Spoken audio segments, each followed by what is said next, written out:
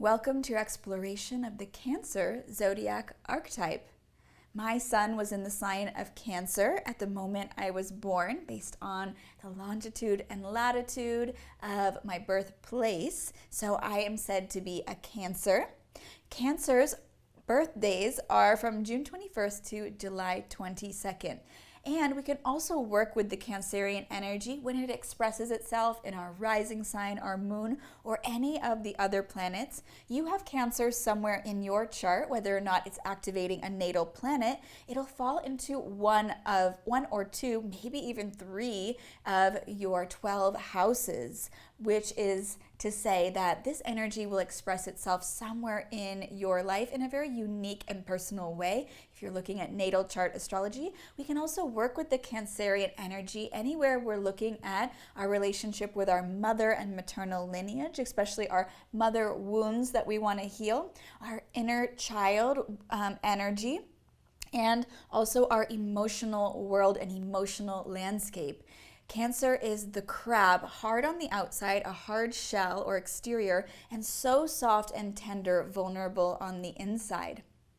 Cancerian energy is all about taking ownership of your emotions and honoring them as your superpowers. Cancer is so sensitive, likely the most sensitive sign in all this cosmos, and so therefore really builds up this protective shell to protect itself.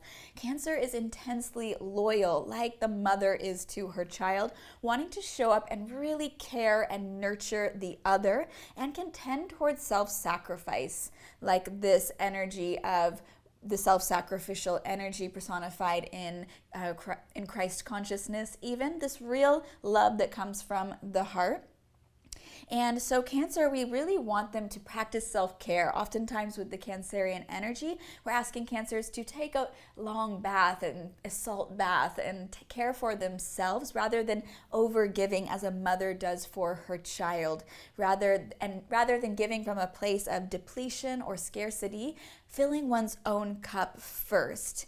And indeed, I love the Six of Cups for Cancer in the tarot. The Six of Cups is like connecting to our childhood nostalgia and our childhood dreams, which is so beautiful for this romantic sign of Cancer, a water sign, very emotional, intuitive, and dreamy. Not necessarily in the romantic escapism we see in Pisces, but very emotional in terms of caring so deeply for their beloveds, but can also tend towards being attached. Think of the crab claws pinching and they don't want to let go. Cancer has many emotional needs, as we all do. So Cancerian energy shows up wherever we have emotional needs, and we're learning to get our emotional needs met in a culture and society that doesn't always value emotions or emotional needs, or rather often tries to repress, numb, and deny them, which creates a lot of shadow and destructive energy,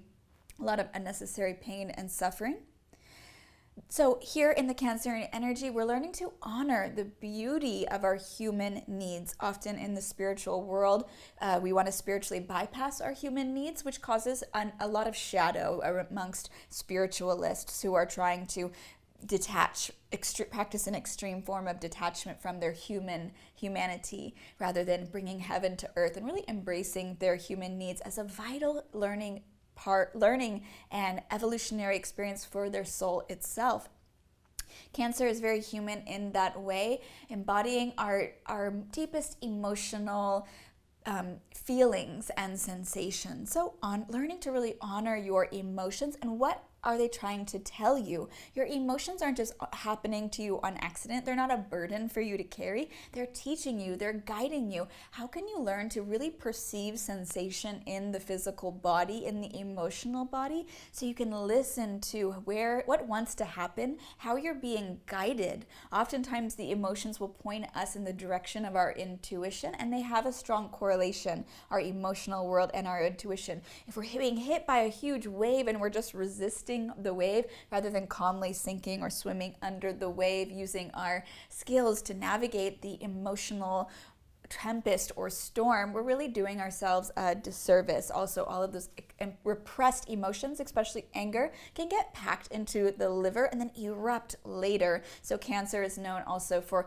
being a little bit snappy, like the crab can pinch you. Often done through think of even in a sulking way too, will kind of guilt trip you like the mother energy, like a mother is known to do when she's in her shadow, using emotional guilt tripping or manipulation rather than clearly articulating your needs or giving from a space of abundance. I hope that, and looking at the codependency that also can result from overgiving in relationship, just making sure we're getting our needs met, filling our own cup first. I've said that too many times now. So Cancer is personified in the tarot as the Chariot, interestingly, this victorious card. Indeed, Cancer is a money sign too, just to see the victory of the Chariot, being magnetic and magnetizing energy to it through a strong control of the subconscious. Cancer, being a water sign, is able to go deep into the subconscious terrain, and especially looking at shadow and healing and integrating the darkness and light of our childhood and a childhood trauma and any shadow we picked up as children where we repressed or hid aspects of ourselves in order to be loved by our caretakers as a survival mechanism. So going back and doing the work of really reclaiming hidden or lost aspects of self, shadow aspects, so we can become whole and magnetic, like the Chariot, like the rider on his chariot. He's really this magnetic figure and character who has a mastery of the shadow and light of the subconscious, personified with the white and black ram here in this beautiful card in the Pagan Otherworlds tarot deck. Now, other cards that are great for Cancer are the Queen of Cups, attaining this emotional mastery. Cancer's superpower, as I said, is the emotion. The opposite or polarity of Cancer is Capricorn, the patriarch, the father, public life, the stern father figure. So we look at this polarity of public, domestic, emotional, status seeking, or ambitious, can be a little bit harsh and cold as well with the Capricorn energy. And so Cancer's rulership, she attains her mastery of her domestic domain and private personal life by really attaining mastery over her emotions. Here she is in the Rider-Waite Tarot as well. One more or two more great cards. The Ace of Cups, great for Cancer, really filling that cup, really filling your cup up generously with abundance. And the Moon. Here we have the Moon in the Rider-Waite and also a Moon card in the Pagan Otherworlds deck. This full moon energy, just think of the power of the full moon, how the full moon amplifies energy, known to, like, notoriously lunacy comes out. People become lunatics on the full moon because of the heightened magnetic energy coming from the light when the sun and moon are in full opposition, but also the moodiness of the moon. The moon changes astrological signs every 2 to 3 days, and as Cancer's ruling planet, therefore Cancerian energy expresses itself as being moody, emotional, moody moon. So you can see here too the fluctuations of the emotional storm. Therefore, Cancer will benefit from using its power of observation. Cancer has a strong power of observation to really observe the emotions, embrace them, welcome them, experience them, learn from them, and not identify with them getting caught in the current of samsara or illusion or Maya, suffering. Rather, honor the emotions like crashing waves on the shore rather than getting lost, sucked into the undertow and taken by the powerful emotional current. So as I said, Cancer is a feminine feminine sign, the sign of the mother, water, cardinal. It's very receptive and sensitive. So when you walk into a room as a Cancerian, you can feel other people's energy. And very empathic in this way, can be highly sensitive, even have ESP or psychic powers, as all the water signs do. So in this way, very creative, imaginative. Is a Cancerian energy. We really need to work with our creativity and honor our creativity. Do watercolor painting, singing, dancing. This will bring so much joy to Cancer's life. A life without creativity is really a starved life for a Cancerian and can lead to a lot of disease and imbalances too, being so blocked in that way.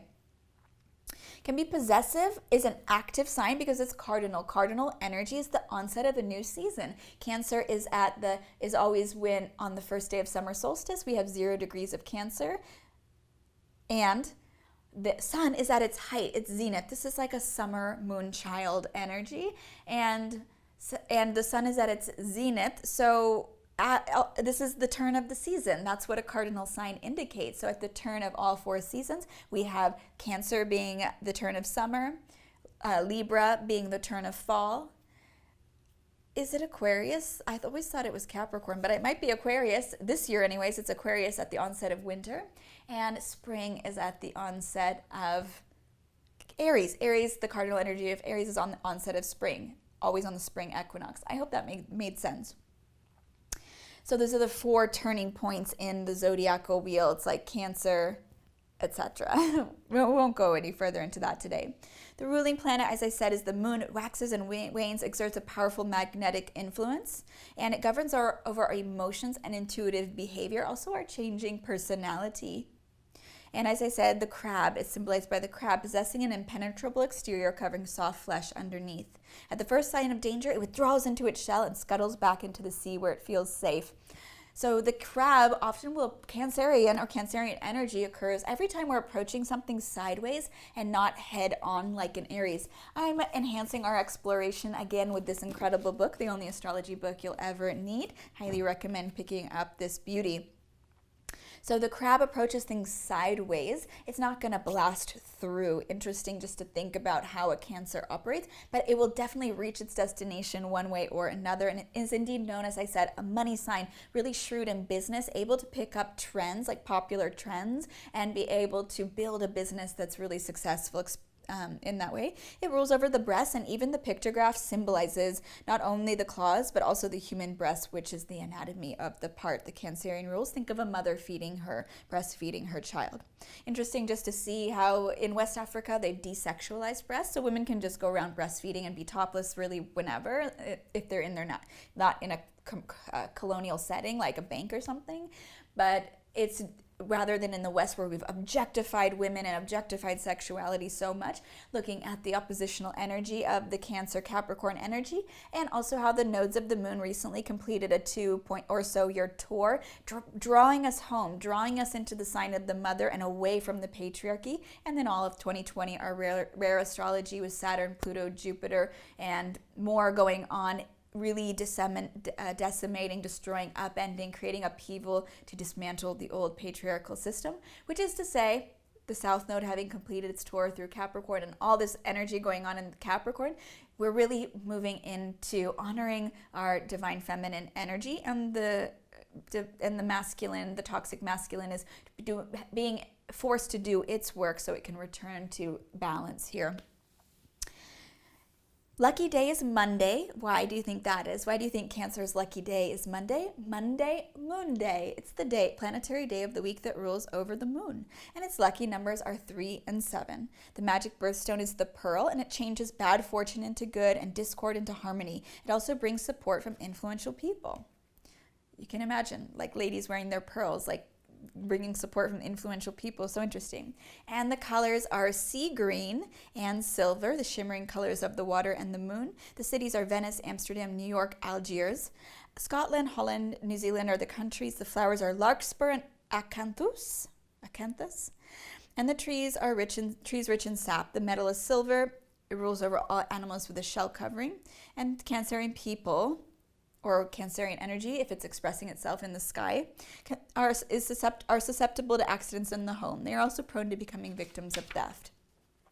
So a photographic memory as well, really keen power of observation, and can really remember the smell, the taste, what you are wearing, and therefore can also remember the pain of betrayal so well. It's like fresh on the mind all the time. Whereas another sign, just like an Aquarius, would be like, oh, a mistake, like no problem. Leo forgives you, they're focused, let's get back to adoring me. You betray a Cancerian, it's going to be an emotional wound forever because of that powerful emotional memory and also the sensitivity.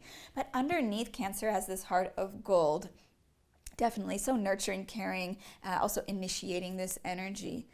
So let's just do a short meditation on the Cancerian energy together, softening the gaze or closing the eyes as you inhale and drawing your senses inward. Pratyahara, beginning to nurture yourself, filling your cup with your breath. And exhaling, releasing attachments, surrendering deeper as you exhale. And inhaling, just imagining like your cup being filled completely. And then exhaling, surrendering deeper, creating more space. And as you continue to breathe here, beginning to tune into your emotional world, your emotional landscape.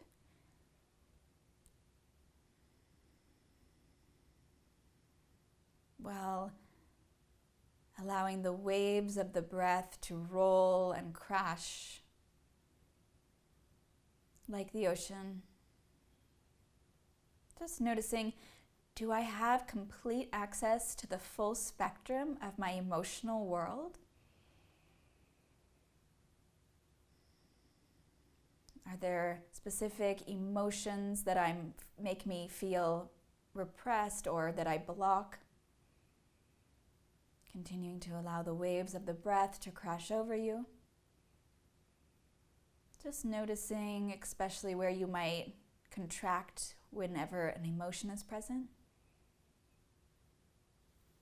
Looking at less desirable emotions, perhaps. Maybe there's a resistance to feeling anger, heat, fire. Just noticing what your relationship might be to an expression of anger, aggression, or even violence. Just seeing if you can practice a gentle sense of detachment and acceptance rather than getting taken by the undertow and the current or running and hiding from the wave. Just observing as you breathe. And just noticing if you allow yourself to feel anger or any less desirable emotions, even disgust, jagupsa, the disgusting. Just seeing how you react to these things, where there might be emotional blocks. And breathing into this space, opening and expanding to enhance your full spectrum human experience and gain access to your emotional world and activate your emotional superpowers. And continuing to sit here, feeling into your reactions, unconscious triggers, blocks, to less desirable emotions that you perceive as less desirable. Whether it's the disgusting or grotesque, anger, or even horror, fear. And just acknowledging that these are, for some people, art forms. They're grotesque.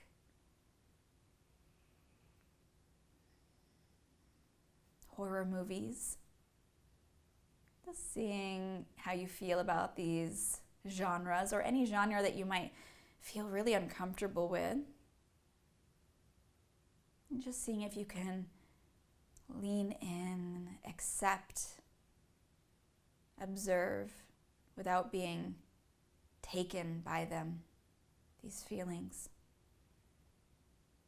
And sitting here, continuing to contemplate as you gently open the eyes in your own time whenever you're ready, having completed your meditation whenever you want. Bringing your hands to your heart center when you're finished. Thank you so much for joining me. Namaste.